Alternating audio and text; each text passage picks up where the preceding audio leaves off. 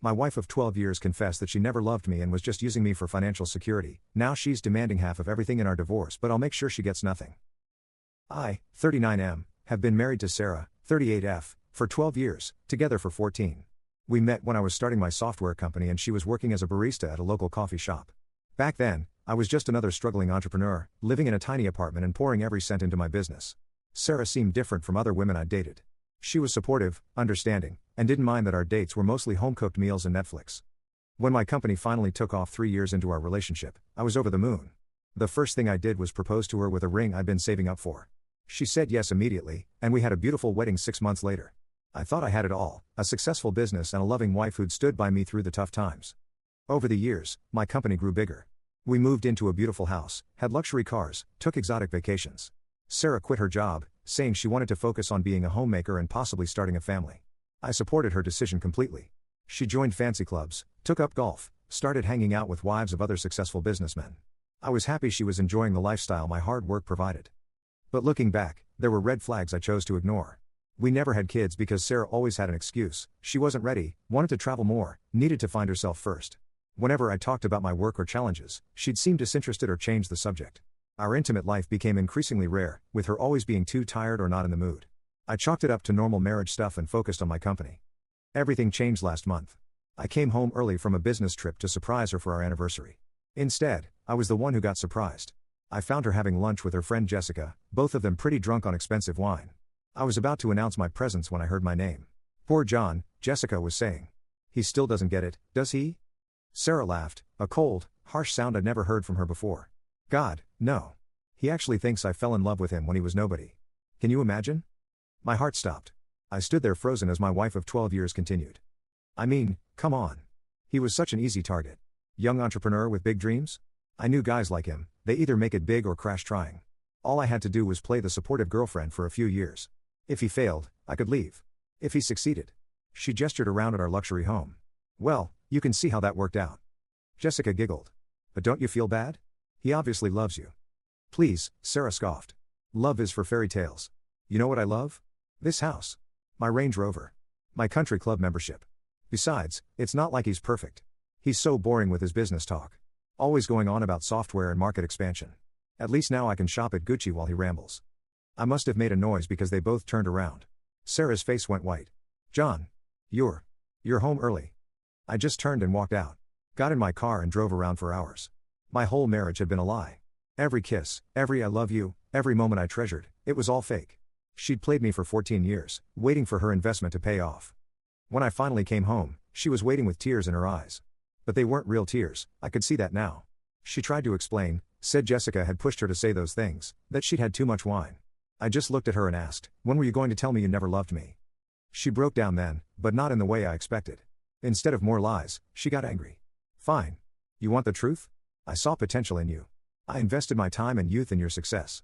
And now I deserve to enjoy the rewards. You're not exactly easy to live with, you know. Always working, always talking about your company. Do you know how boring that is?" I laughed, actually laughed. "Boring? My work paid for everything you have. Every designer bag, every spa day, every luxury vacation, that came from my boring work. And I earned it." She screamed. 14 years, John. I gave you 14 years of my life."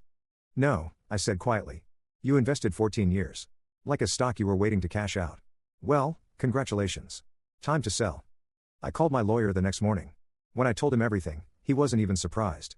Apparently, he'd seen this kind of thing before. We immediately started working on divorce proceedings and protecting my company's assets. Sarah, of course, hired the most expensive divorce attorney in the city, with my money, naturally. She's demanding half of everything, including my company. She claims she contributed to its growth by being a supportive wife and maintaining our social connections. Her lawyer is arguing that her investing her youth in our marriage entitles her to an equal share of everything I built.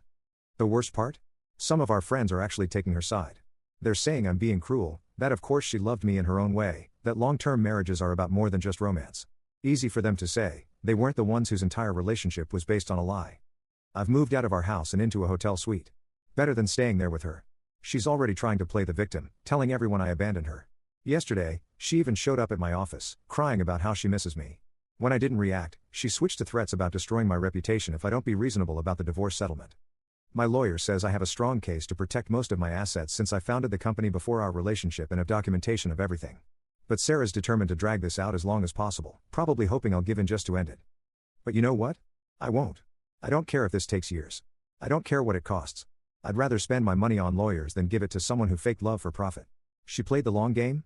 Well, so can I. The funny thing is, if she'd just been honest about wanting financial security, I probably would have signed a prenup and still taken care of her in the divorce.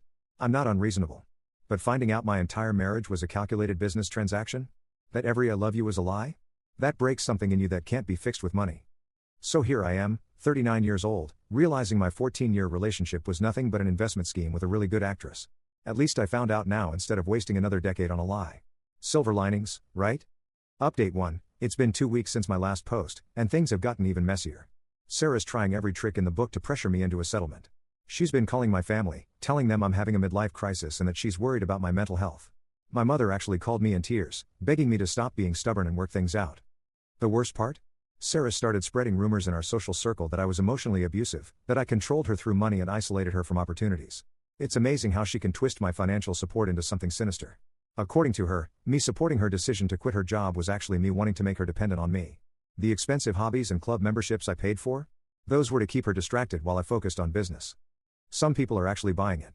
Had to laugh when one couple we used to vacation with sent me a long message about how disappointed they were in my controlling behavior.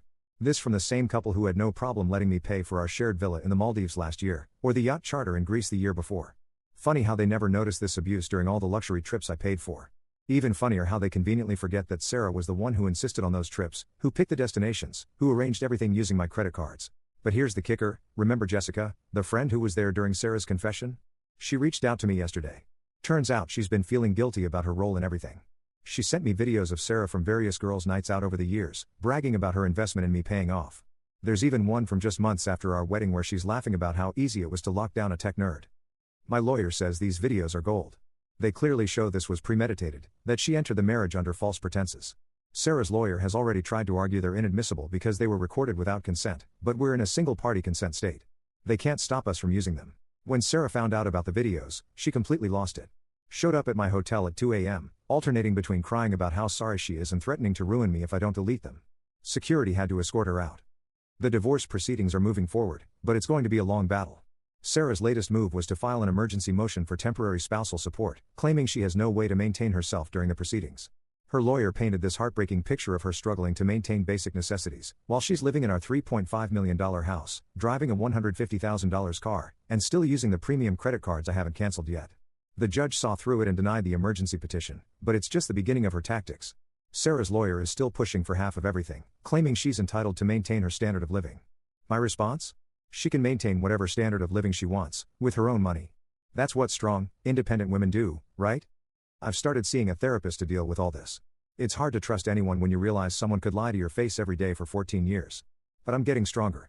The company's doing better than ever. Turns out anger is a hell of a motivator for throwing yourself into work. To everyone saying I'm being too harsh, that everyone has their reasons, would you say the same if the genders were reversed? If a man admitted to faking love for 14 years to get a woman's money? If he was caught on video bragging about tricking a successful woman into marriage for her money? Yeah, didn't think so.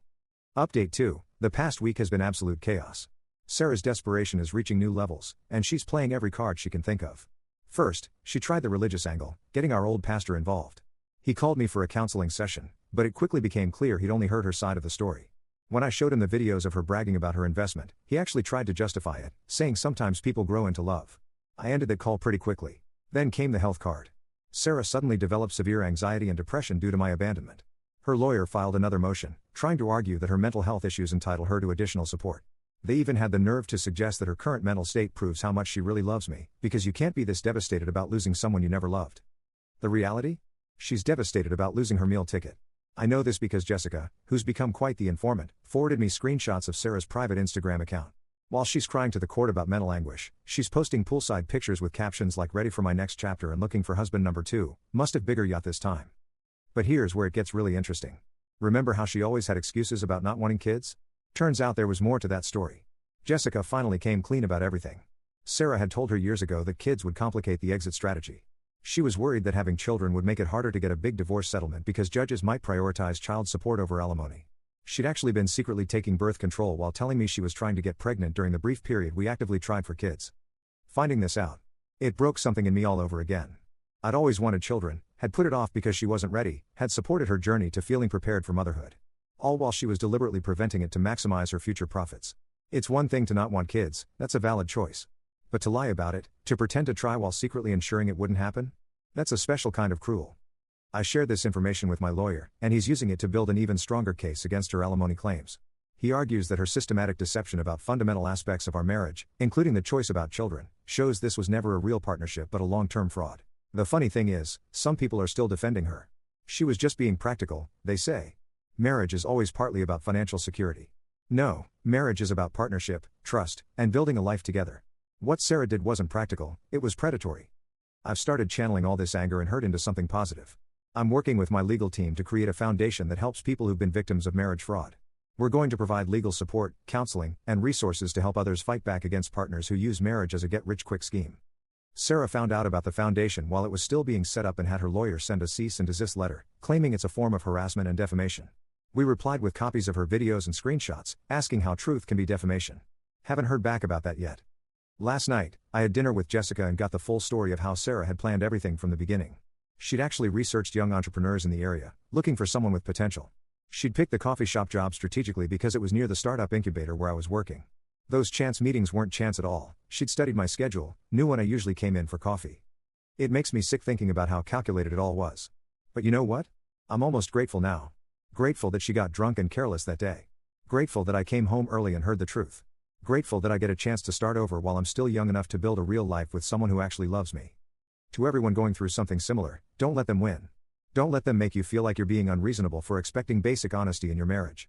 Don't let them twist their deception into your fault. And most importantly, don't give in just to make it end faster. Stand your ground. The truth matters. Update 3, the situation has taken several unexpected turns in the past few days. First, Sarah's carefully crafted victim narrative started crumbling when someone, not me, sent her Instagram posts to all our mutual friends. You know, the ones where she's lounging by the pool planning for husband number 2 while supposedly suffering from severe depression. The backlash was immediate. Even her most ardent defenders had trouble explaining away those posts. But the real bombshell came from an unexpected source, her previous boyfriend. Apparently, he'd been following my story through mutual friends and decided to come forward. He reached out to my lawyer with evidence that Sarah had attempted the same scheme with him 8 years before she met me. The difference? His startup failed, so she left him. He had emails where she explicitly discussed her strategy of dating entrepreneurs, saying she just needed to find one that would actually succeed. When my lawyer presented this evidence during depositions, Sarah completely broke character. Gone was the tearful, wronged wife. Instead, she started screaming about how she deserved everything she was asking for because she picked a winner.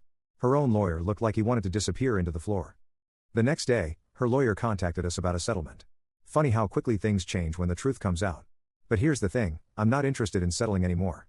This isn't just about money now. It's about exposing this kind of predatory behavior for what it is.